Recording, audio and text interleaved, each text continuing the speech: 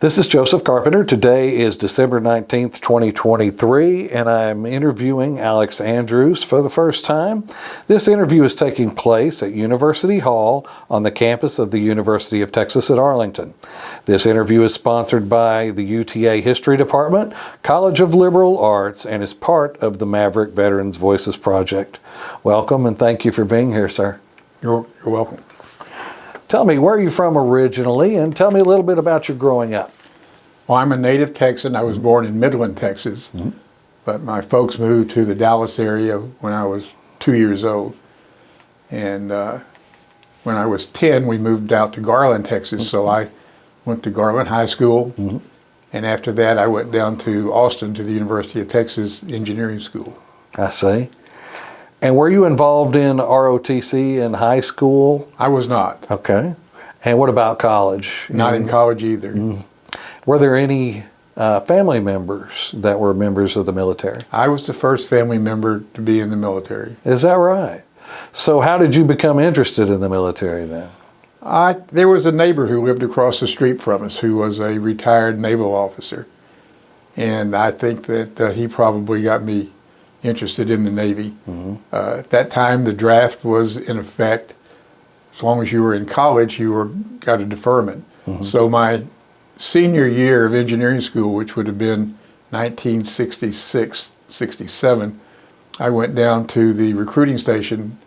I still remember the address, 1114 Commerce Street, the Santa Fe building. And I just walked in the office of the Navy and said that I was getting ready to graduate from college. I'd like to join. And how do I get a commission? And they said, well, you take this test, and then when the test was over with, they said, you'll probably hear from us later. So I was offered the chance to go to officer school once I got out. And I finished everything but one 3-hour course down at UT Austin. Right. In the summer of 1967, I still needed a 3-hour math course to graduate, and I had to graduate before I could go to OCS in the Navy. Right. So I came over here to UT Arlington, signed up for the differential equations course. The name I remember, I'm not too sure I remember much of the content of it. And that's the name of the course, though. Do you remember your professor by any chance? I do not remember the gentleman. And how did you choose UT Austin as where you would attend college? My father graduated from TCU, and I actually have some pictures of my sister and I standing next to him when he graduated, because he too lacked a 3-hour course, I think, in English, and he picked it up at SMU. So about 1950, we went over to watch him graduate. And from time to time, he would take me over during the fall to watch TCU play football. So I had an affinity to TCU, and I told him that I'd like to go to TCU. And he told me that he couldn't afford to send me to TCU, but he would help me go to Tech or Texas or A&M, and I chose Texas. I see. He wouldn't help you go to UTA. At that time, I don't think they called it UTA, did they? Yeah, it was Arlington State College. Arlington State College. That time, right. I had been over here in the high school band in band competitions before. Yes. No, he didn't mention UTA. Well, that's okay. You have the one course then. Yes. Okay.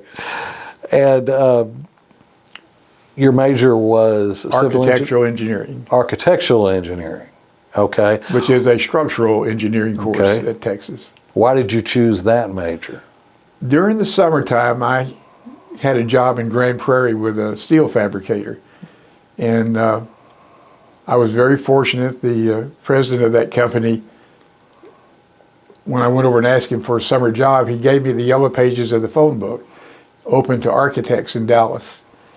And he gave me a box full of fountain pens and cigarette lighters and said, I want you to call on each of these firms all summer long, as many as you can, and tell them about our fabrication operation here.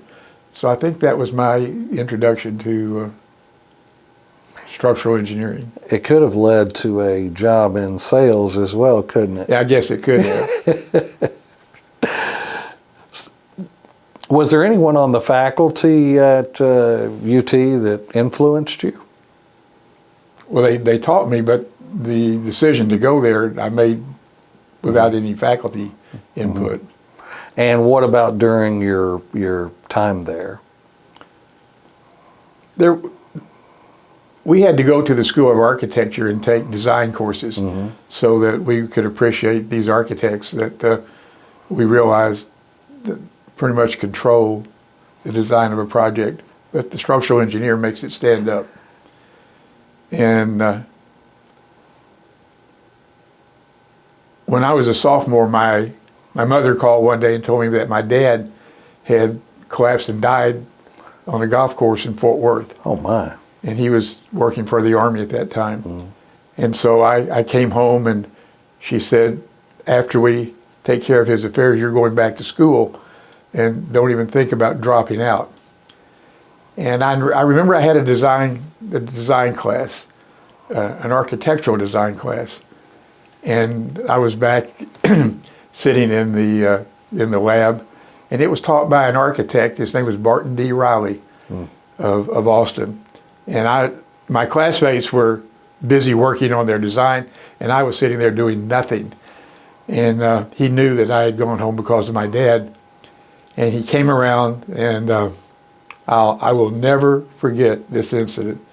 He took my hand with my pen in it, and he started drawing on my paper there. And just, he didn't say anything to me. He just knew why I was not functioning at all. And after a while, I picked it up and started doing it again. But that was probably the kindest thing that anybody ever did during that time of sadness when my dad died. He didn't say anything. He didn't say anything to me. Wow. He talked about the project, but he didn't talk about that he understood why I was feeling bad or anything. Yes. And I later learned that he was a Marine Corps veteran during World War II and had been to Iwo Jima. And yet there was nothing gruff and rough about him, just very kind. Yes. Wow. Let's back up a little bit and talk about your parents. What did your dad do for a living? You mentioned he graduated from, or attended TCU. He graduated from TCU, and I saw him graduate. Right. He was a CPA. Okay. So that's how he made his living. And Mother took care of the house. I see. Okay. And did you have any siblings? I have an older sister, 4 years older, who went to Texas Tech and got a degree in education and then married an Air Force pilot out from Reese Air Force Base out there. Yeah. And just an older sister, not another sibling? Just the one sister. Just the one sister, okay. And were you commissioned upon graduation? I enlisted in the Navy, and yes. you're considered an enlisted person through the 16 weeks of officer school. And upon graduation from officer school, then I was commissioned an ensign in the Navy. And what was your first assignment? First assignment was to join a Navy construction battalion, otherwise known as the Seabees, at Chu-Lai, South Vietnam, 2-3 days after the Tet Offensive had started in 1968. How did you feel about going to Vietnam? I had no desire to, I remember very clearly. Clearly I had no desire to get hurt. I didn't have any desire to go kill anybody. Right. And I made the assumption that things would be rather safe. Of course, I didn't know what a Tet Offensive was. Sure. But I volunteered to go, so yes. I didn't have any hesitation to go. What about your mom? She was supportive of me. Was she? Yeah. So she wasn't saying to you, please don't go, anything like that? She was. No, I just remember when our neighbor drove me to left field to get on the airplane, that I remember her crying. Oh. So. Yeah, and you were in Vietnam a relatively short time, though. The Seabees were sent to Vietnam for 8 months at a time. Then they were brought back to their home port for 6 months, where they picked up new people, discharged people, and then were sent back to Vietnam for 8 months. So I had a 36-month commitment, and if you do the timeline, I could have spent 3 tours of 8 months or 2 years in Vietnam. Because of a quirk of fate, I only spent about 6 weeks in Vietnam. I caught the tail end of the tour in February of '68, and when we were scheduled to go back 6 months later, they made the decision that they needed some Seabees down in the Caribbean, which we used to joke was not necessarily a hotbed of activity. Right. So they sent us to Roosevelt Roads, Puerto Rico, Okay. and we conducted a Seabee camp. We went down Christmas Day of '68 and came home in early June of '69. Explain what your job was in the Seabees exactly, because you weren't a civil engineer, so... I had every job that had nothing to do with construction. I was what the Army calls, or the Navy Seabees call, the S1, Staff Position 1. Okay. I was the admin officer, the personnel officer. The Navy sent me to Naval Justice School, and so I became the legal officer. And then I was also given a collateral duty called the Special Services Officer, which meant that I was to do things to keep morale up. I see. In Vietnam, the first thing they told me to do was they said, these 3 enlisted men will report to you, and you'll be sure that this battalion does not run out of beer and soda while we're here. That was the extent of your duty in Vietnam. That was the extent of my duty in Vietnam.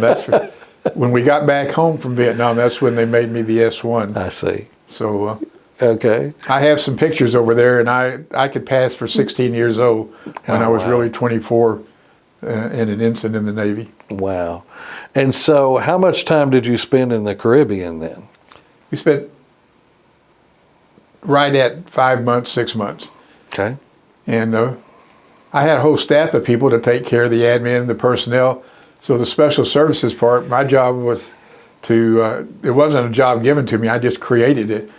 I drove into San Juan. If you've ever been to Las Vegas with the hotels with gambling casinos, well, San Juan also has hotels with gambling casinos, much smaller bases. And I used to pay cold calls on the public relations people at the hotels and prevail upon them to let me talk to their nightly entertainers and bring them down for daytime shows to keep morale up among our 500 guys who were out there working 6.5 days a week out in the sun. Wow.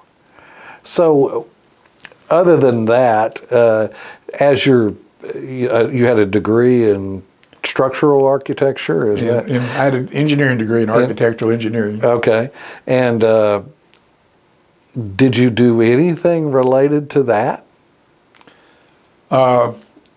While in the Seabees, from time to time, something structural would come up and they would include me to talk about it. But keep in mind that I was a fresh graduate and had not been out in the design world doing anything.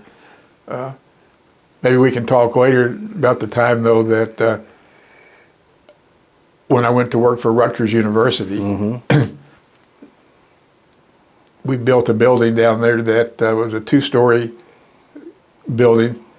And on the first floor, the students' eating facilities were there, but on the second floor, the faculty and staff ate.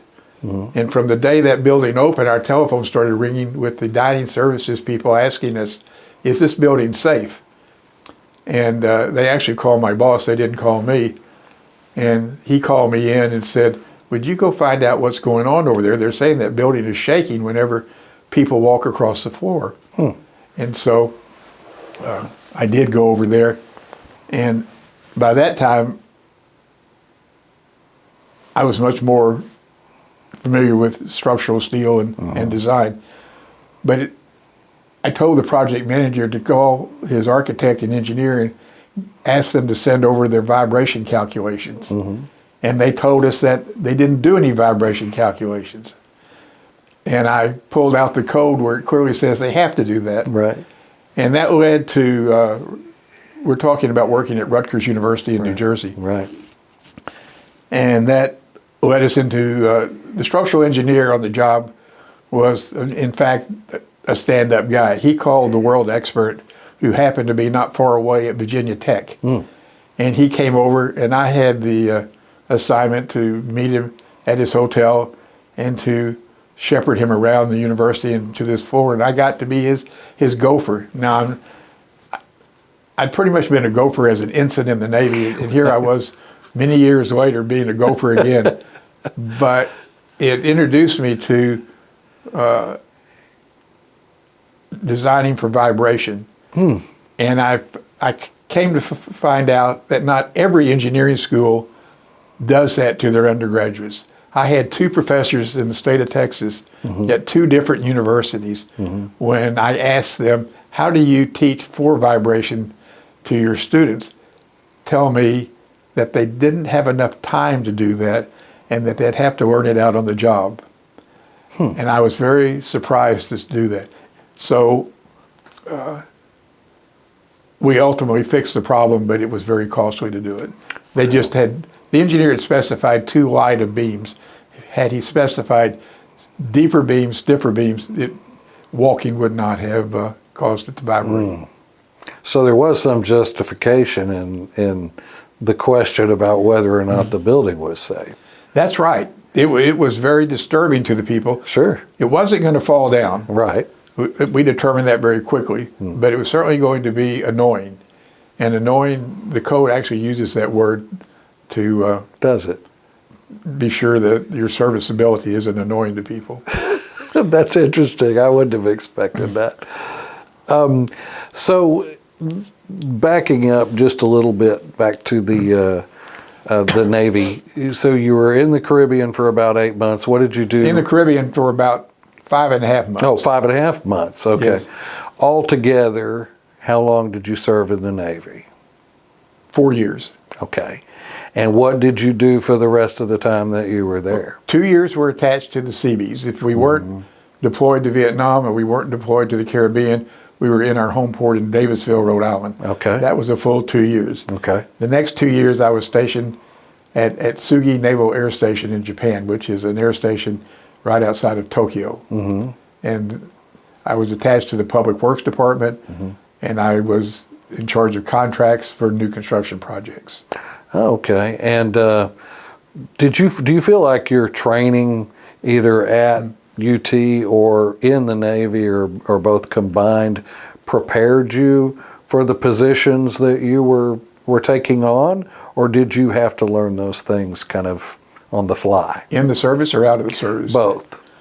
In the service, you always had a staff of people. You signed a lot of paper, but they did a lot of work. Okay. And out of the service, being the assistant resident officer in charge of construction at Itsugi, Japan, helped my career because I spent a lot of time managing construction projects, particularly like the Dallas schools in the 80s. I worked for a company that we were hired to hire all the architects and to manage the contractors, where we had to do something to 200 schools. And Something. We either built a new school, or we put an addition on a school. I see. Or we renovated Right. a school. Right. And so the Navy and the undergraduate all worked together. Later, did the same thing down in Austin for the Eanes School District. And when we were finishing up the Eanes School District was when one day I got a telephone call from the vice president of facilities at Rutgers. Rutgers is the State University of New Jersey. And he said he was coming to Austin to watch Rutgers play Texas, and he'd like to take my wife and myself to the game. I remember that he said, well, the only thing is you're going to have to sit among a group of Rutgers people because all of our tickets are the same location. Right. And I said, well, Dick, we know how to behave. I also remember that Rutgers scored first in that game, and many of the people stood up with their cameras taking a picture of the scoreboard. I said, Dick, why are these people taking a picture of the scoreboard? And his answer was, well, at Rutgers football, we're not accustomed to being ahead. So anyway, he really did not offer me a job at Rutgers. He just told me that they were looking for a director of construction management. And I said, I'm getting ready to finish up this consulting job here in Austin, and so I'm going to apply for it. And so I did apply, and I went up and interviewed, and was given the job.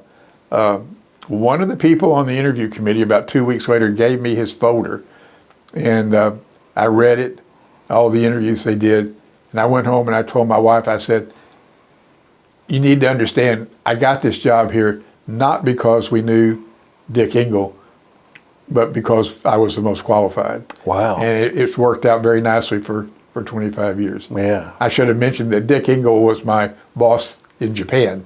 Oh. That's why he knew who I was and where I was. I see. He was a retired CEC officer. Uh-huh. That's interesting. And so so you did end up at Rutgers then, and what year was that? 1998. Okay, so we've jumped about 30 years. And I'm going to back up on you a little bit because I want to ask you a couple of other questions. Sure.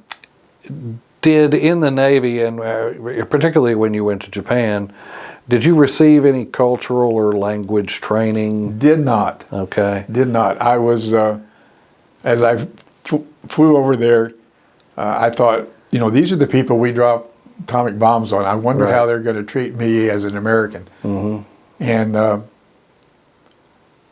I found out that both in public meetings and in private meetings, they were very cordial. Mm-hmm.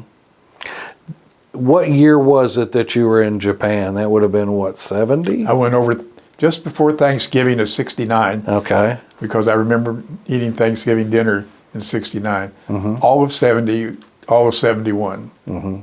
Did you like it there? I loved it. Yeah. What did you like about it? The Naval Air Station was like getting assigned to a country club. You know, we had a runway. Mm-hmm. Our job in Public Works was to keep this old World War II base that the Japanese built that we did not bomb. It was one of the few places we didn't bomb so that we'd have a place to land when we went over. I see. Atsugi was the base where Douglas MacArthur went when he went over to accept the surrender. I see. Of course, he accepted it on the battleship Missouri. Right. But to actually get into Japan, he landed there. Right. Pretty profound story about that, too, as I recall, going in unarmed. And that's the story that I read. Yeah. And the rest of that story is that the Japanese people there acknowledged him and helped him. Mm-hmm. Helped him unload airplanes and all. Once I became quite interested in Japanese history. Mm-hmm. And once the emperor said, this is what we're going to do, mm-hmm. most all the people fell in line and said, okay, we're going to surrender. Yeah, that's pretty amazing. And so you were treated very well by the population there also. Very well. And what did you learn about Japan during your time there? Well, Japan is actually, there's 4 main islands. Mm-hmm. And together they're smaller than the state of California. Population-wise, they're very dense. But they're very industrious people, and mm-hmm. they realized that they had to rebuild their country. And getting there in late 69, 70, I did the math, and it wasn't too far in history that World War II was going on. Right. And a little over 20 years you were there. And when you're my age now, yes. you realize 20 years isn't very much at all. It is no time at all, isn't it? So, yes.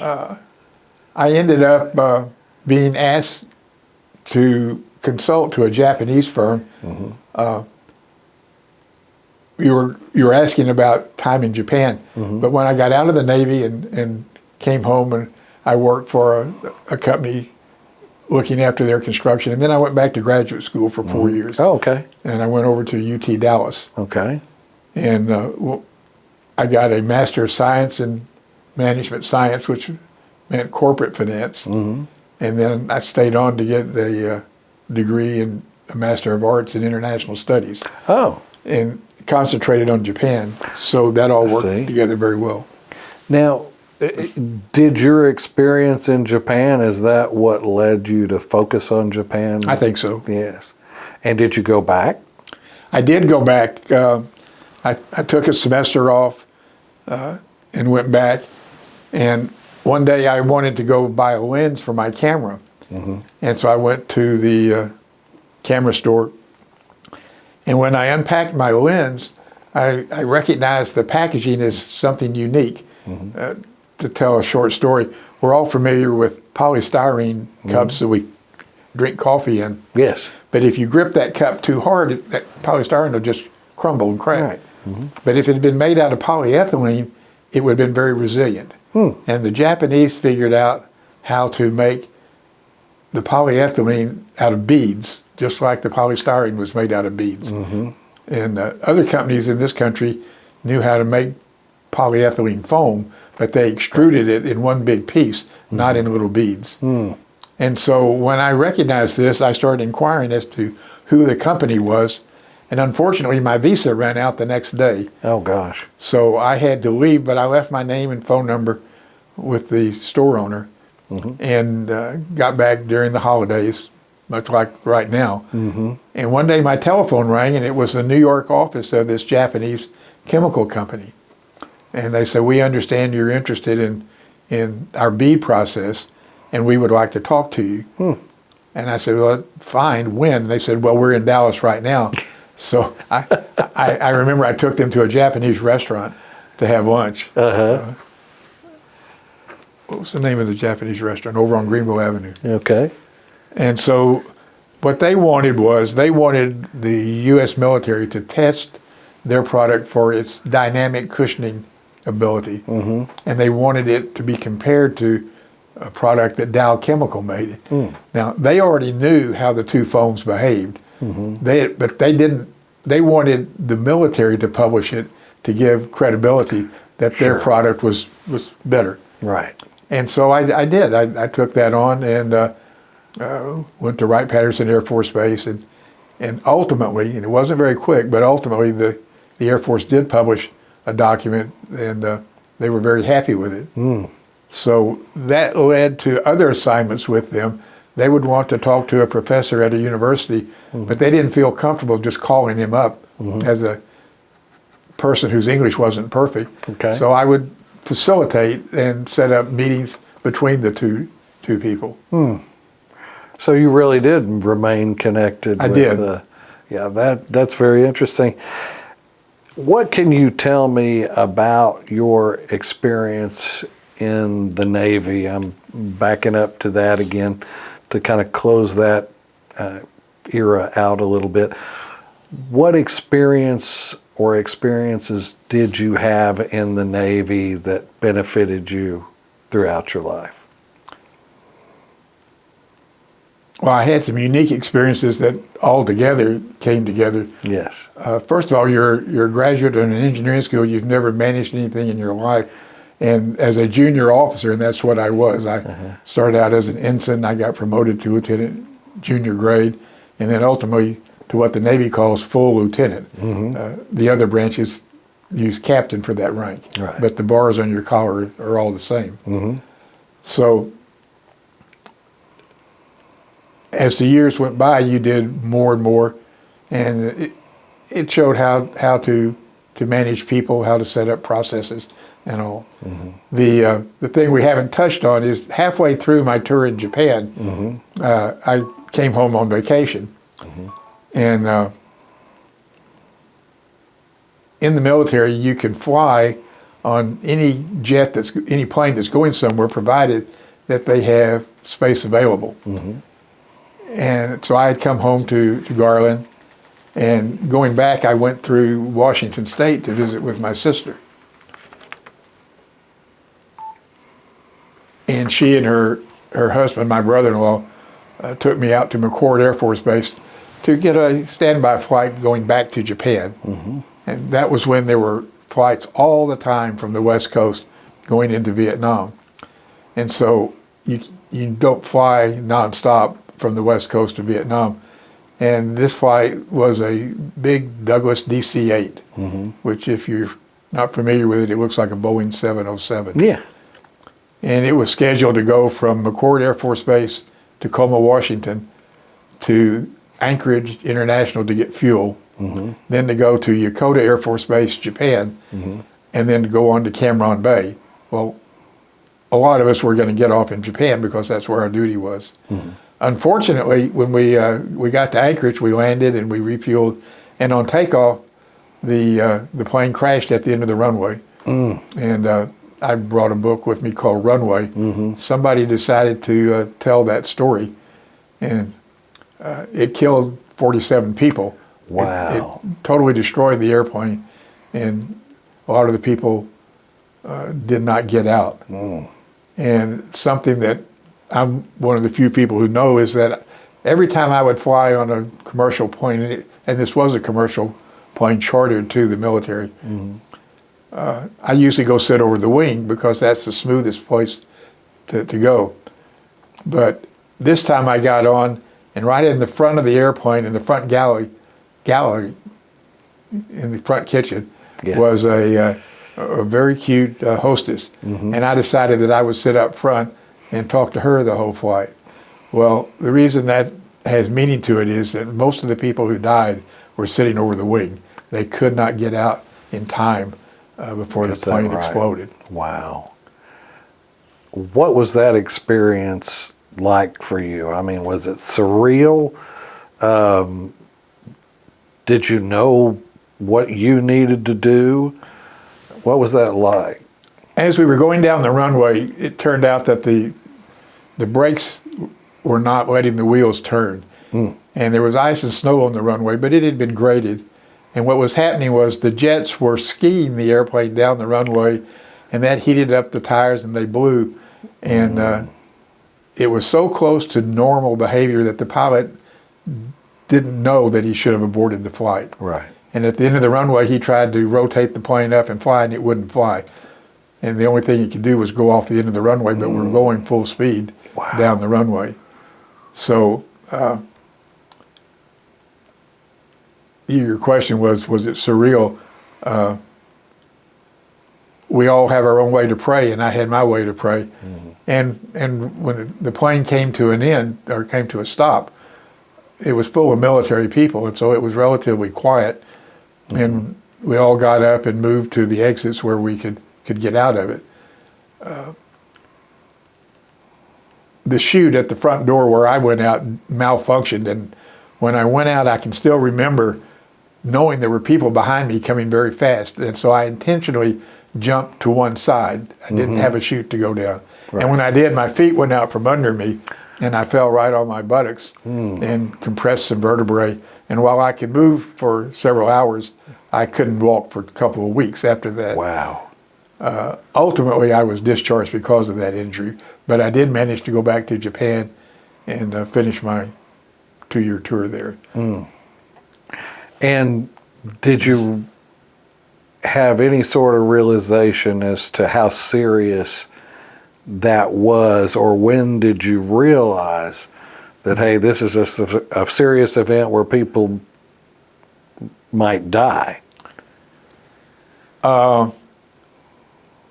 When I finally got when we got out of the airplane, we made our way to a parallel runway where there were cars there. And there was a lady who had a brand new baby. And to get from the runway, or the end of the field where we crashed, to the other runway where there were cars available, we had to go through a ditch, maybe 12, 13 feet. And she could not climb up the other side of that ditch with the baby in her arm. Right. And I can remember very clearly saying to her, "Give me the baby, you climb up, and I'll hand you the baby." And that worked out fine. There's more to that story a little bit later on. Okay. So we got to the parallel runway, and I commandeered. There was a car there, and the engine was running, and people got in, and I decided I would drive it, and I drove back to the terminal. Wow. But when your question was when did I learn how serious it was? Yes. Or what had happened. So in the hospital, I asked if everybody had gotten out, and they told me no, that some people had not made it. That was the first I learned that there were fatalities, because out of 212 people, a lot of us got out of the airplane. And was it just the delay at the door, or these people having to wait at the door to get out? I think some of the exits over the wings did not open, and of course the wings are where the fuel is, and that's Sure. one of the people, and that was from Garland, Texas. Really? And I would have to look in the book that I gave you to get his name. Wow. I didn't know him, and I didn't know he was on the flight. Yeah. That had to be a pretty traumatic experience for you. I don't have any problem flying. I didn't have any problem flying. They kept me in the hospital up there a few weeks, and then they flew me to Corpus Christi, which is where the Navy has a hospital. And I didn't have any problem on those flights. I do remember we were on stretchers flying down. It wasn't that we climbed on and got a seat. Right. And so when the pilot came by, I reached out and took his arm, and I said, Captain, I'm not a pilot, but if you get halfway down the runway and this thing doesn't fly, shut it down and try it again. I remember saying that to him. I'm sure he appreciated I'm sure he did too. your advice. Did you lose anyone close to you either at that time or at any time during your service? Did you lose anyone close to you? There was a playmate of mine that lived up the street from me. His name was Danny Rogers. And Danny joined the Marine Corps, and I read where he died in Vietnam. I wasn't anywhere with him when it happened. That's the only friend that you remember? Yes. Or acquaintance that you remember? Yes. And how long, you said you were in the Navy for 4 years? 4 years. And so what year did you discharge from the Navy? I got out about this time in 1971. Okay. And immediately upon discharge, were you still in Japan at that time? Had you gone back to Japan? I had gone back to Japan. Okay. The people in Corpus Christi came to me and said, we're going to discharge you with a 50% disability. And I said, well, why don't you send me back to Japan and let me finish my tour out there, then discharge me with a disability. And they said, we don't have the money to send you back to Japan. And I said, that's not a problem. Just put me back in a leave status and I'll get my own way back. And I did. And wow. That's commitment. So I did stay another year and working for this man who ultimately hired me at Rutgers University. Right, right. So were you married or in a relationship during this time? I was young. I was a bachelor and could date pretty Japanese girls. Right, right. And you had that sharp-looking Navy uniform, so right. That helped, I imagine. I guess it did. How did you communicate with your loved ones? And for instance, when did you tell your mother about the incident in Alaska? I called her from going back to where I commandeered this car and loaded it up with people and drove it back to the terminal. Once we got in there, you could see that people were being attended to. And so I picked up the phone and whoever was on the other end, I said, would you please treat this as a priority call?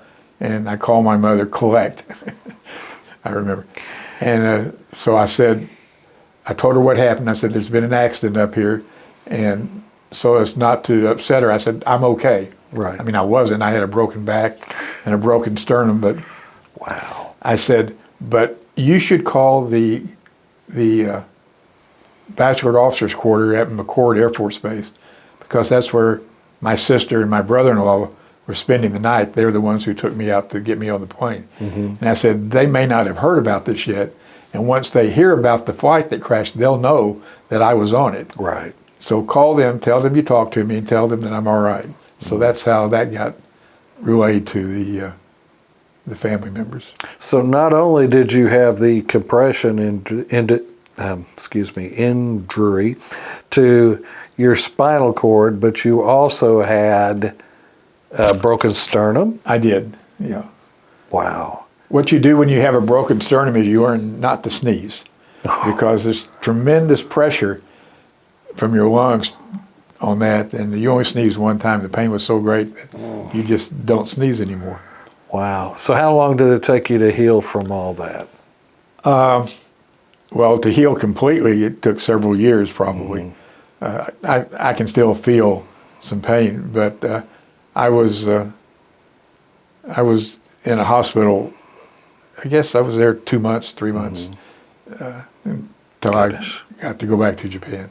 I was fortunate. I was hurt, but I was fortunate.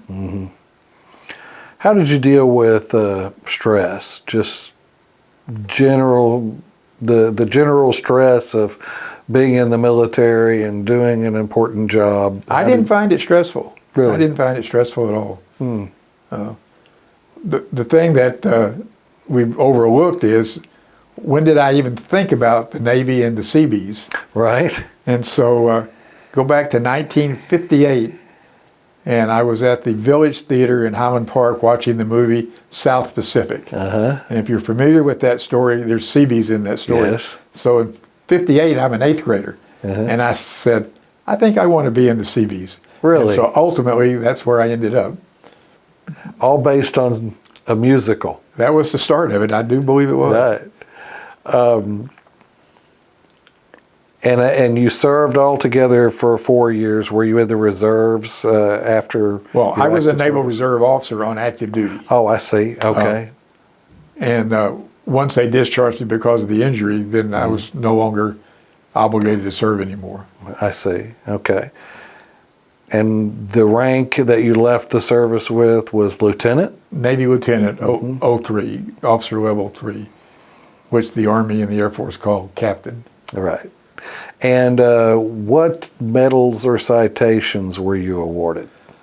If I get my telephone out, I have my DD-214 on it, and we as a battalion were awarded a lot of medals for what we did. So the Vietnam Service Ribbon, National Defense Ribbon, Unit Citation, and actually later on when I got to New Jersey, I got awarded 2 more. But I need to make clear, these were awards given to people in general. Yeah, service-related awards. Yes. But you did show me your cap, and your cap has the Vietnam ribbon with, 3 campaigns? 3 campaign stars on it, and that's just a matter of you being there when they redesignated a new campaign.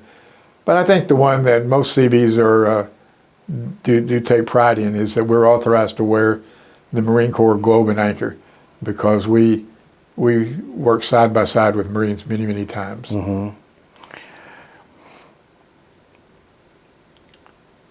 Are there any specific experiences or people that you remember that made you laugh? Made me laugh. Probably if I think for a while, something will come up. When we were in Puerto Rico, we were 50 miles outside of San Juan, and I would go in, and once I went to the Sheraton Hotel, and they introduced me to their entertainers at night. And it was a 4-man singing group, sang songs that were relevant back in the 60s. And they said, we'd be glad to come down. You come up and pick us up and take our instruments down. But we don't have any girls in our act. And we have long hair, as you can see, and we're not too sure about getting up in front of the military. So go to the hotel next door, the Condado Beach, and talk to whatever the man's name was, Jim Jones. And he's in charge of the Minsky's Burlesque show there. And tell him I sent you, and see if he would loan us just 1 or 2 of his showgirls just to be on stage with us. I want to emphasize that back then, Minsky Burlesque, you take your mother to, you take your minister. Oh, is that to. right? There was nothing, there's nothing obscene about it at all. And when I got over there, this guy Jim Jones said, well, sure, I'll loan you a couple of showgirls, but can I bring the whole show down? Oh, wow. And so he said, what made me laugh, I had to go back and tell the chaplain and the commanding officer that we're going to have this Minsky show down here. And the commanding officer said, you take me to it and show it to me before. So we drove in one night and went. That just comes to mind as a humorous experience. And did he, so he approved? He approved because there was nothing I mean, there's a little skin, but nothing risque about it. Right, right. Was there anyone who served with you that influenced you? I would say Richard Engel, the public works officer in Japan, and later the vice president of facilities at Rutgers University. Dick was just the personification of moral rectitude. Really? That's a pretty high compliment. He deserved it. I delivered his eulogy. He passed on a few years ago. Oh, wow. And he deserved it. What reminds you of your time in the service? Any smells, sounds, food? Japanese food. Yeah. Reminds me of being in Japan. Uh-huh. And anything else? Anytime you're at an airport, the kerosene fumes out of the jet engines. Yes. That reminds me. Yes, for sure. Now, when you came back, you had been overseas. You had some Vietnam connection, although brief.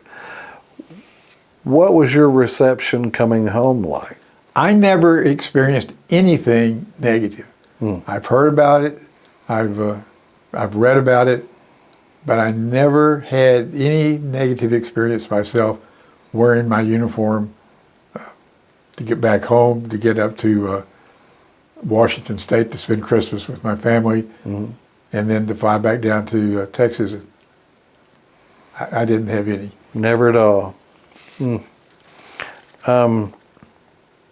And so let's go in a little bit about what you did after you served. We've talked a little bit about that, but let's give it some chronology.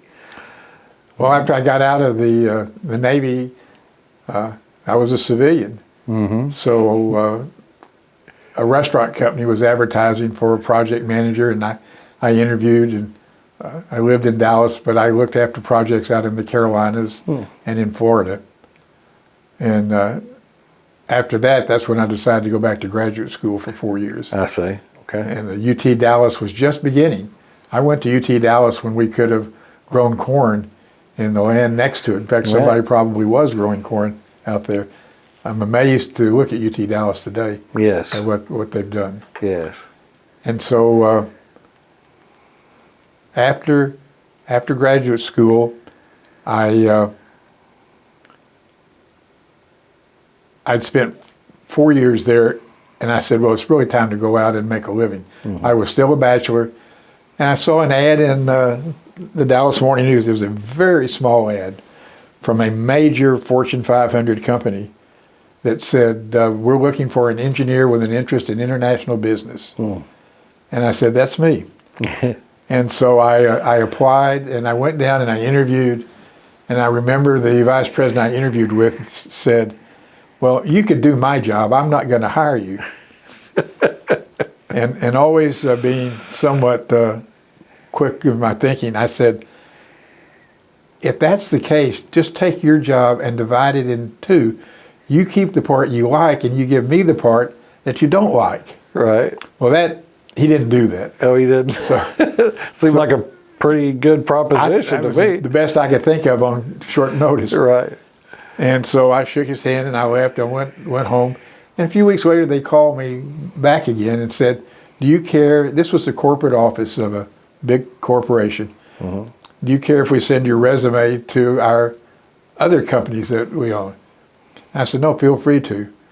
And so they did send it to one, and they ended up hiring me and sending me to Buffalo, New York, where their research center was. And that's where I met the lady that I married. We've been married for 43 years. Oh, I see. Now, how did that come about? I worked in the research center doing special projects, and she was a secretary there. And they had, that's back when word processing was done on cassette tapes. And it wasn't done on one cassette tape. You'd fill up one, you'd have to do it to the other. And so I had to work with her on things I wrote. She had to transcribe. And so that's how we met there. So we married a year later. Wow. Okay.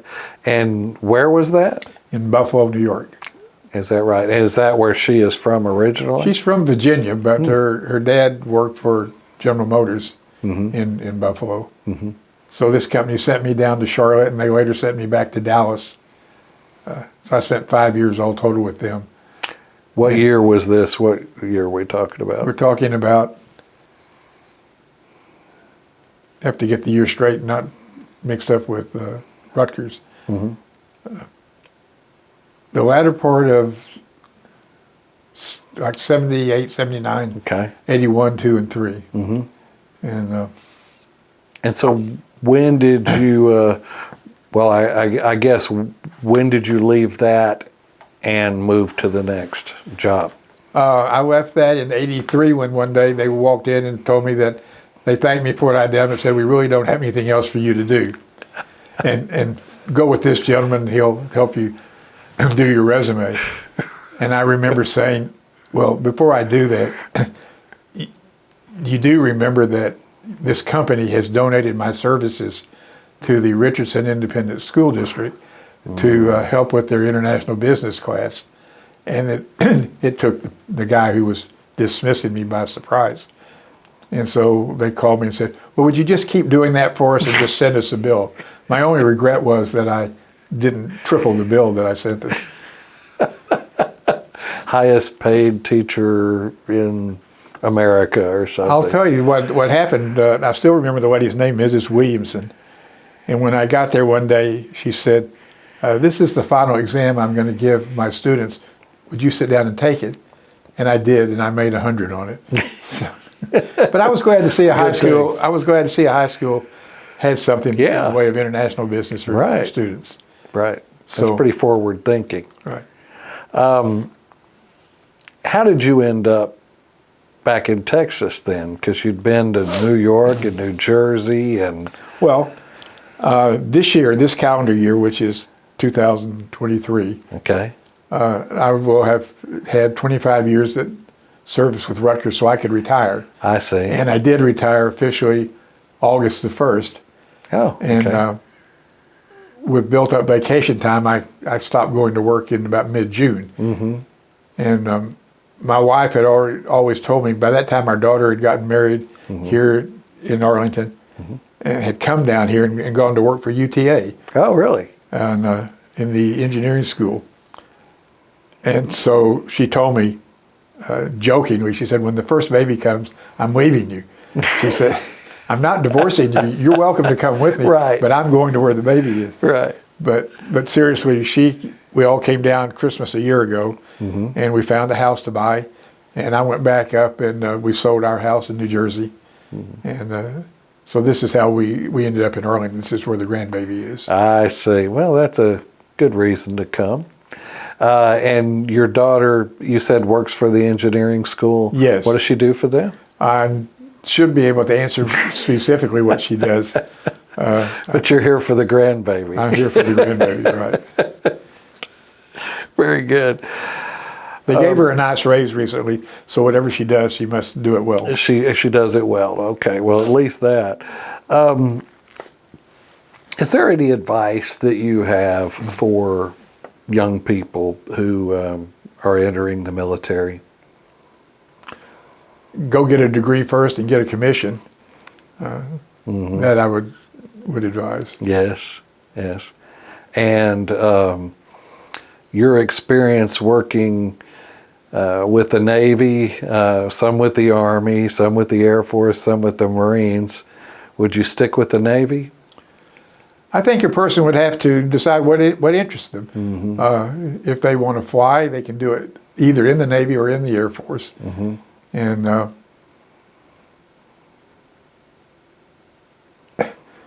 when I went down to the Navy that winter before I graduated, and I went down to the recruiting station, I can remember they said, "Why do you want to join the service?" My answer was, "Well, I think everybody should serve their country." And then I said, can you tell me what I would be doing as a young naval officer? And I remember very clearly saying, because I don't want to be Ensign Andrews on an aircraft carrier in charge of Coke machines in the nightly movie. Right. If you go back earlier to this interview, Yes. you'll find that the first thing they gave me when I went over to Vietnam with the Navy CV Battalion was, they told me, be sure we don't run out of beer and soda. Right. And after I went back to my bunk area, my hooch, I sat on my bed and put my head in my hands, and I didn't know whether to laugh or cry. I laughed. You're right. I laughed. Yeah, there are worse jobs, I suppose. Oh, that does remind me of one incident. Uh-huh. So I mentioned that after graduate school, I went to work for this large corporation, had its headquartered here in Dallas. Mm-hmm. And they moved me to Buffalo, and then they moved me to Charlotte, North Carolina. Okay. And this was about not going to get the year right, maybe 88. Mm-hmm. And that was when people were first acknowledging Vietnam veterans. Right. So the city of Charlotte, North Carolina came to the president of our division and mentioned that there was going to be a parade and they'd like to have Vietnam veterans represented for the first time. Mm. And so they told us, those of us who wanted to go down could march in the parade. I certainly did want to go down. I had a very good friend who was in the same time I was, but he never left Europe. And he said he wasn't going to go down to the parade because he didn't feel that he needed to be acknowledged for anything. Mm.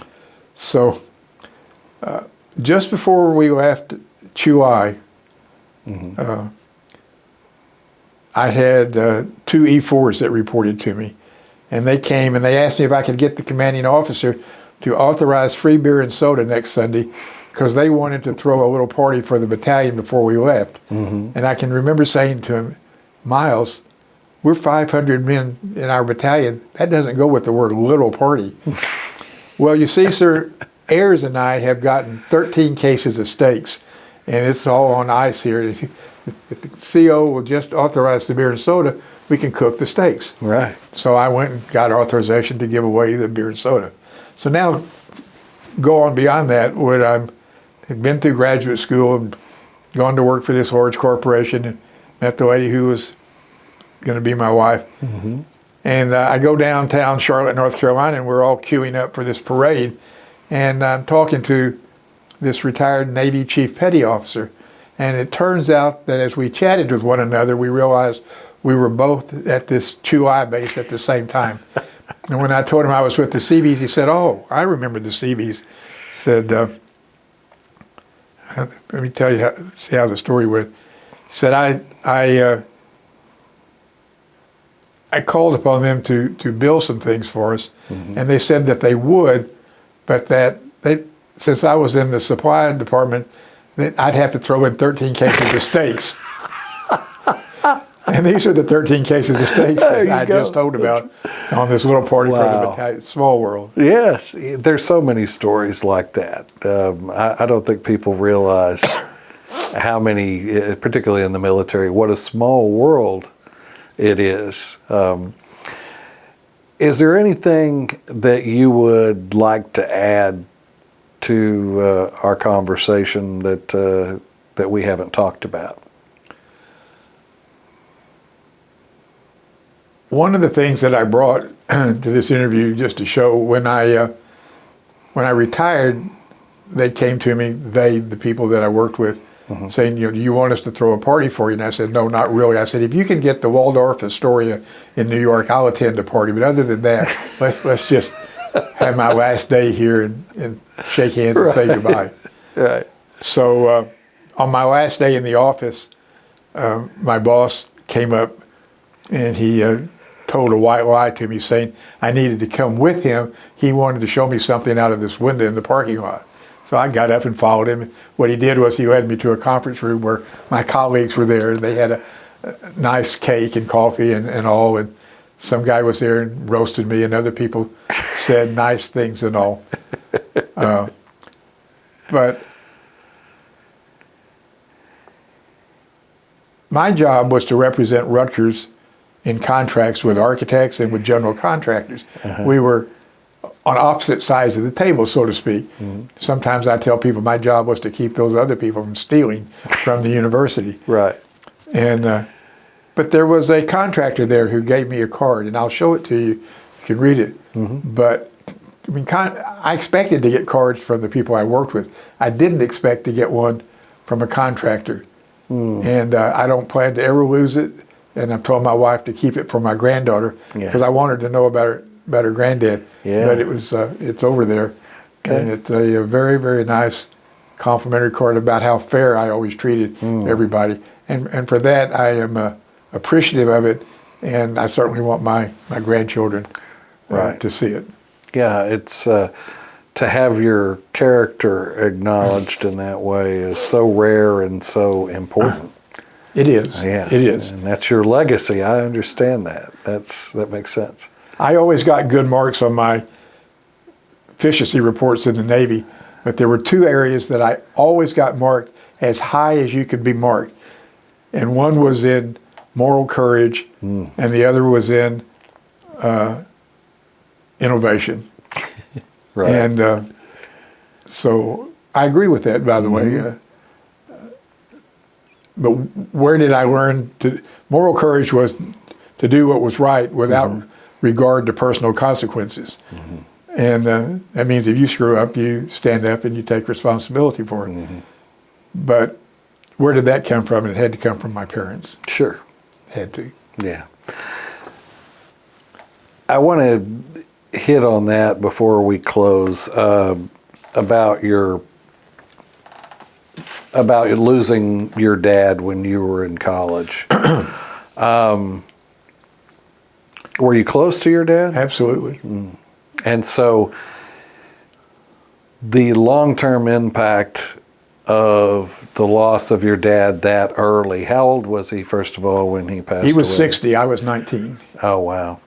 And you said he was out on the golf course? He worked for the Army, and they would send him to different facilities to audit. And they'd send him over to Fort Worth to audit something over there. And after work, apparently, he'd gone out on the golf course. Oh, wow. And was this anything that was expected, or, I mean, did you know he had a heart condition? He survived 2 heart attacks, and this third one got him. I see. I see. I didn't contemplate on it as a young person. Yeah. You just don't think that much about Right. it. You don't think a lot of, when you're 19, you're not thinking a lot about death, I don't think. How did it impact you for the rest of your life? You mentioned that time at UT with that professor, but what other impact did it have on you? Well, if there was any good news about it, he traveled a lot. And so we were accustomed to him not being home at night. I see. And so coming back from school and him not being there was, it could have been worse. He could have been someone who came home every night and in some way didn't. So. And how'd your mom handle it? She handled it probably better than I acknowledged when I was young. In hindsight, I realized the mortgage got paid up for the house, and he was a federal employee, so there were some benefits there. But she got aid to dependent children, which I think is what they called welfare back then. Oh, she did? I mean, that was just the law. And so back at school, I ended up, I washed dishes at a girls' dormitory. I drove a bus for that girls' dormitory. I was a counselor at an off-campus dormitory, and the lady there gave me free room. So, oh, wow. For doing things around the dormitory for her. And as I've told my daughter and my wife, I never missed a meal. And at that time, we were going to college for $50 a semester. Oh, wow. Not $50 a credit hour. The tuition was $50 a semester. And by the time they put fees on it, we'd end up writing a check for $90-something every semester. It's amazing. I'm not sure how young people I'm not do sure it either. today. Yeah.